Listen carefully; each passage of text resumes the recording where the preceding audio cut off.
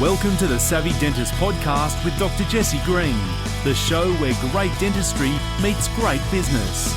Listen in each week as we bring you an inspiring person who will share their story, ideas and business techniques to help you create a practice and a life you love.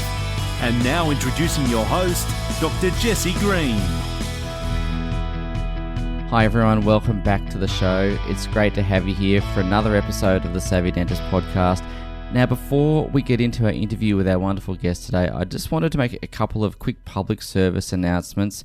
The first announcement is that we'd love you to come and join us and continue the conversations over at our Facebook group called The Savvy Dentist, which is, of course, the sister Facebook group to this particular podcast. And equally, we'd love to let you know about the app that we've created. It's available on iOS and Android, and it's got all of our content there, blogs, podcasts, and other things there for you as well. So it's all the Savvy Dentist stuff, one easy spot in your pocket. So you can get that, as I said, for iOS and Android. So please do take advantage of those things. We'd love to see you in those forums and, of course, continue to have some conversation with you about all things relating to the business of dentistry. Now, my guest today is a marketer by background, and what she's actually done, I think, is really, not just really clever marketing, but I think it's got great soul about it. Carolyn Butler-Madden is the founder of Sunday Lunch, which is a marketing consultancy that actually specializes in cause and purpose-led marketing. So what she does is she aligns brands with a cause, and that happens in a way that unlocks both the brand as well as social value, so that the business is doing well commercially, but also doing good in the broader community, which I think is a really wonderful thing. She has a book, it's an Amazon bestseller, and it's called The Path to Purpose, and indeed it is Australia's first book on cause marketing. So, Carolyn, welcome to our show. It's great to have you here. Oh, thank you so much, Jesse. I'm really pleased to be here with you. Oh, so am I. I wanted to talk a little bit about cause-related marketing because in the world in which we live, it sometimes seems that we can get caught up in the day-to-day activities of ourselves, worrying what's happening in our own lives, and we forget, firstly, just how lucky we are. We live in one of the luckiest countries in the world. We're incredibly blessed, but there are millions, if not billions, of people living in the world who are not as lucky as us. So I wanted to talk to you about what was the impetus that led to you to pivot out of that commercial marketing, that agency style marketing, to something more cause and purpose driven. Yeah, really interesting question. I think probably need to go back a bit because I always grew up with a very strong social purpose or just a strong social conscience really. And that was due to my mother instilling it into us in a really young age. But I fell into the agency world of marketing. So the two are pretty incongruous, really, if you think about it. But I fell into something that I loved and I was really good at. And so I went through my life. I spent 10 years in London working in the agency world. And I think it was about 8 or 9 years ago, my agency here, I had my own agency here, we did a cause marketing campaign for a client for the brand H2Go Water. And it wasn't the first time I'd done it, but it was the first time we were able to measure it and put the results down 100% to the campaign. And the results were amazing, not just in terms of sales, but also in terms of brand health. So what I mean by that is you can measure how people trust and relate to the brand. And the scores went up by 60%, which was phenomenal. And so it was in that moment that I suddenly thought, wow, maybe I could bring the two things together. And in 2012, with that in mind, I took myself off to Chicago to the world's biggest cause marketing conference. It's now called Engage for Good. And I've been a couple of times and I sent one of my team. And it just, Jesse, it completely changed my way of thinking. Over there, even back then in the US, they were doing things so strategically and you could see the win-win value and it was phenomenal. And I just came back a bit of a raving evangelist and I did try to steer my agency down that path. But in Australia, the market wasn't ready for it. And eventually I decided I could see things changing in the last few years.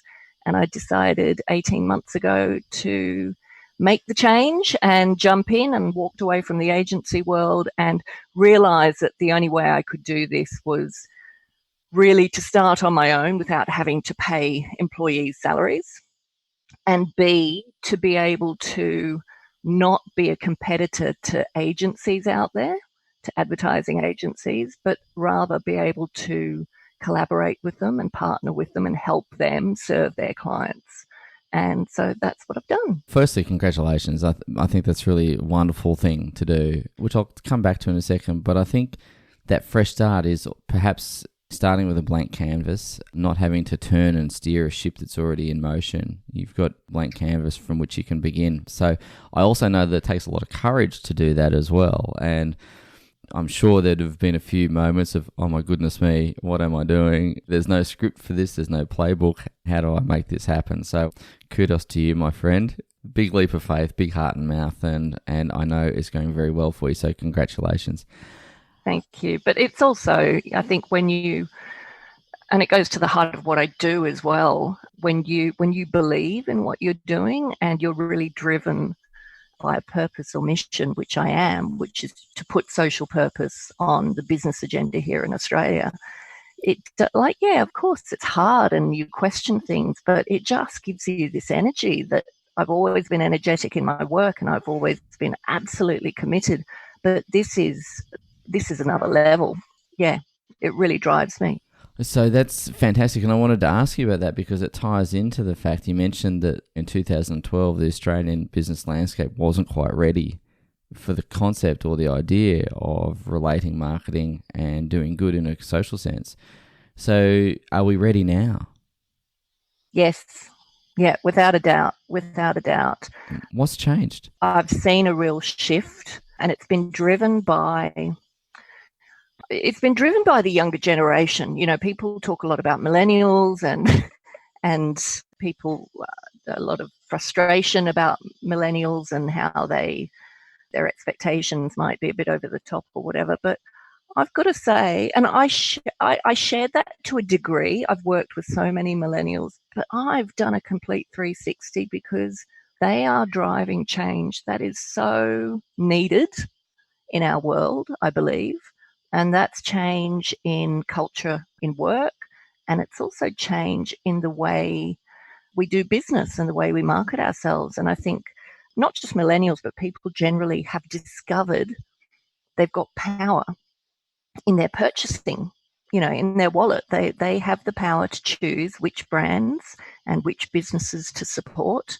And they're now doing it. And as more brands and businesses appear that actually either have social purpose integrated into their brand, or businesses that are doing good, and I'm talking about small, medium and large businesses that are doing good and creating a social impact and involving them in creating social impact, they're moving towards those businesses. And you can see it with the rise in brands like the Thank You organization, or have you heard of Who Gives a Crap? Toilet paper. I have heard of Who Gives a Crap. The first time I heard that business title, I have to say, I chuckled heartily. Yeah, no, it's great. It's a social enterprise and it's a subscription business. So they've really sort of just disrupted the toilet paper industry. But a lot of people, I've been hearing more and more people are flocking to the brand. So yeah. So the interesting thing, just to talk about toilet paper for a moment, which is a first for this particular show, I might just say. But I remember years ago, if you wanted to do good with toilet paper, it was all about buying the eco-friendly type of toilet paper, which, we all understand, and that's great. But generally the complaints about that particular toilet paper was a little rough on the delicate parts.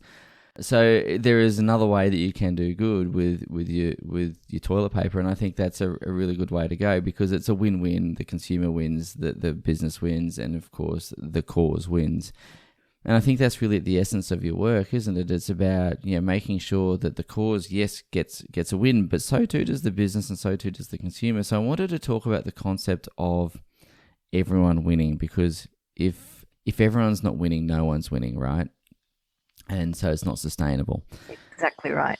So I wanted to ask you if you could give us some examples of where this might work, because there'll be some people listening to the podcast in the car, I should say, not listening to their car, but listening to this podcast in the car, And it's quite understandable. We're quite familiar with the notion of supporting charities. We're quite comfortable with donating this or that.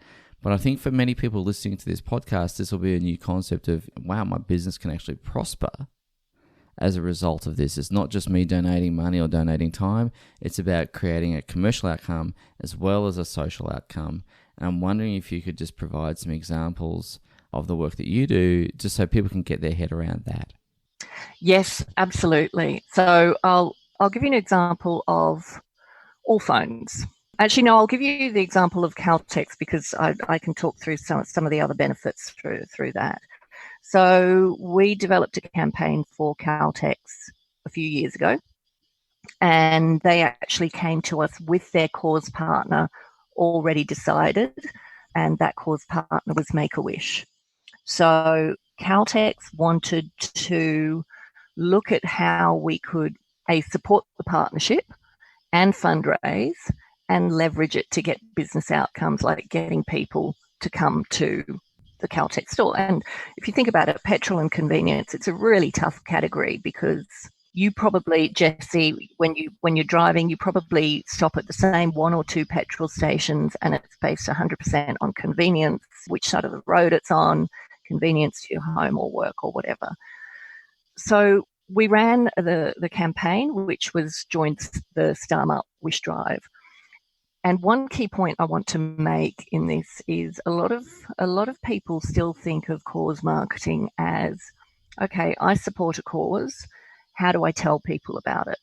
And I challenge them to think differently because it's no longer today about marketing in general, I believe, isn't about the brand being the hero. It's about making your customers the hero.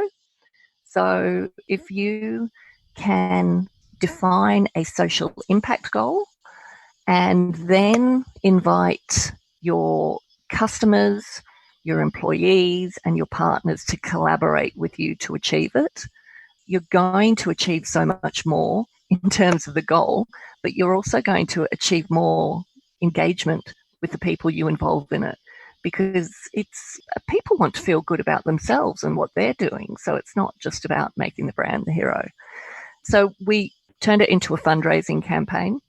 And basically, we had Caltex's suppliers came on board, so businesses like Coke and Cadbury and, all the products that are sold in a Caltex, they came on board and they donated a percentage of sales to Make-A-Wish.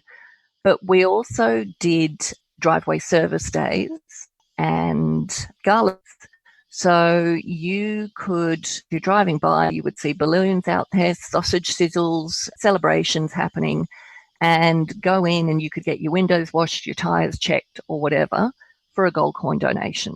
And it all culminated on Wish Drive Day, which is when people came on board and they had community fundraising and sausage sizzles and face painting and even petting zoos on petrol forecourts.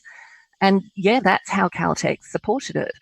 We also leveraged their partnerships and just every relationship they had. So one of the things that I talk about is consider your ecosystem as an asset that you can use in your cause marketing. So whether it's your product or service and your people, your communication channels, use everything. So to give you an example with Caltex, we obviously use their forecourts. We used their customer service attendants to promote it, and the feedback we got from them anecdotally was it was one of the best things they'd done, because it gave them an opportunity to talk to their customers about something that they were in together. But we also use for them their partnerships. So, for example, at the time, I think they were sponsors of Essendon Football Club, 888 Racing, Craig Lowndes. So we tapped into all of those things, and partners will help you when it's for good. They won't help you necessarily just to promote your brand, but when it's for a good cause, most people are going to jump in, right? And so Essendon opened up their database. We promoted on their website. Triple Eight Racing, the same. Craig Lowndes, he was amazingly supportive, and we used his social channels to get on board. And Caltex had, I think our goal in that first year was to raise $100,000, and we raised over $400,000 in that first year. Wow, that's phenomenal. Yeah, and then subsequently, so it was a campaign and it turned into an annual campaign, which they just refreshed. And in subsequent years, it went up to $500,000. So that's one example of what we've done in order to leverage win-win. So I think that's really incredible, because typically there's been this, I suppose, polarization. You can be involved in business or you can be involved in doing good. And there's this, never the twain shall meet kind of routine that some people seem to perceive. But what I really believe, and I think what I'm hearing you say very loudly and very clearly, is that we can harness all of those relationships. We can harness that ecosystem, as you call it, and do something magical and do something that benefits other people and benefits the business. And I want to ask you, this is going to sound like a bit of a funny question, but I think it's an important question. How did you feel when you got engaged in that work? What was, because I understand the commercial payoff, but I'm really wanting to understand the personal payoff. Do you know, that's a great question, Jesse, because it changes everything. You feel like, as I said before, when I fell into the agency world and doing what I did, I loved the intersection of creativity, strategy, and results. I got off on it. But when I discovered this, it brought meaning into it. It was real. You knew that you were doing something that impacted people and genuinely helped people, rather than just selling your product or service or whatever. And I'll take it one step further. When I started down this path and, we started doing some cause marketing campaigns, the effect it had on my team was phenomenal. I could see teams that were working on a cause campaign or a cause program were so energized. When a problem came up, they were just mission to solve it however they could. And not to say that the other teams weren't engaged, but you could see there was a completely different energy about it. And from a personal perspective, it makes a world of difference. From an employee perspective, it makes a world of difference. And from a customer perspective, it does as well. So, okay, I think there's a few wonderful threads I'd love to pick up there as well, Carolyn, if I could, because we've spoken about the commercial outcomes for the business, we've spoken about the social outcomes, and we've already just touched on the personal benefit for you as the owner. And you've just highlighted the staff engagement thing, and we all understand that talent recruitment can be tricky, retaining good people can be tricky. Where I live in Canberra, recruitment is particularly tricky because we're competing with the government in terms of trying to resource our businesses. So I wanted to ask you what the effect it has had on staff engagement, staff retention, because we know that from staff engagement, staff retention comes productivity. So I wondered if you had any stats around that. I have a story I can tell you about a campaign, which is a big campaign, a global one, but I think it's still relevant because you can see how you can take the idea behind it and scale it into a smaller business. So is it okay if I answer your question that way? Please do. Have you heard of the nappy brand Pampers? Yep. It's not here in Australia, but it's a global brand, Procter & Gamble. They started a campaign back in, I think it was 2006. And funnily enough, they started it as a promotion to drive engagement and sales in a period pre-Christmas where it was just down and people bought the cheapest brand. And they partnered with UNICEF. They were an existing partner, and they obviously wanted to make sure that the campaign was aligned with their brand. And their brand was all about Pampers Cares for babies' happy, healthy development. So they partnered with a program that UNICEF were running to tackle maternal and neonatal tetanus, MNT. Every 4 minutes, a newborn baby somewhere in the world was dying due to tetanus, Wow. like due to unhygienic birthing conditions, for example. So the campaign they ran was 1 pack equals 1 vaccine. Really simple, really beautiful, really emotional, with real emotional resonance to a new mum, as you can imagine. And so every pack you bought funded a vaccine produced, distributed to and administered to a baby. Long story short, that campaign has now been running for 12 years. What started off as a promotion, they quickly realised, I think it took them a couple of years to realise they were sitting on something huge. And I'll come to the employee engagement piece in a moment. But they realised that they could actually do something significant, and they set themselves this huge goal to eliminate MNT from the world. Now, the last results I saw on this was that they had funded 500 million vaccines and they had eliminated MNT in 20 countries. Wow. This is a marketing campaign, right? And it spawned an employee engagement program.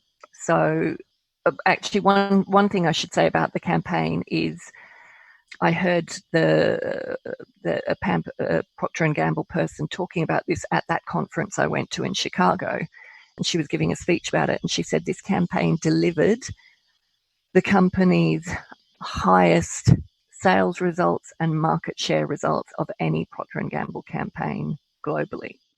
So huge and social impact. And the employee engagement program basically enabled employees to go out into the markets and help UNICEF with the program, so to administer the vaccines or be part of that distribution process, and to work with UNICEF and help them in their marketing. That program, that employee engagement program, is oversubscribed and has attracted some of the best people to Procter & Gamble globally because of that.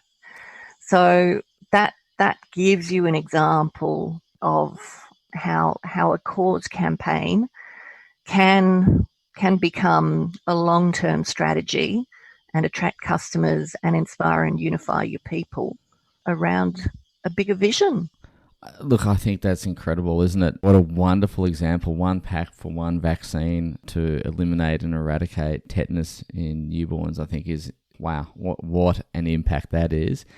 And obviously, there's so many benefits that come from cause-related marketing and engaging in that kind of activity, because we've spoken about the commercial elements, we've spoken about the personal elements, we've spoken about the impacts, but there's really nothing bad that comes from it. It's a wonderful thing to do. There's no downside, which is rare, really.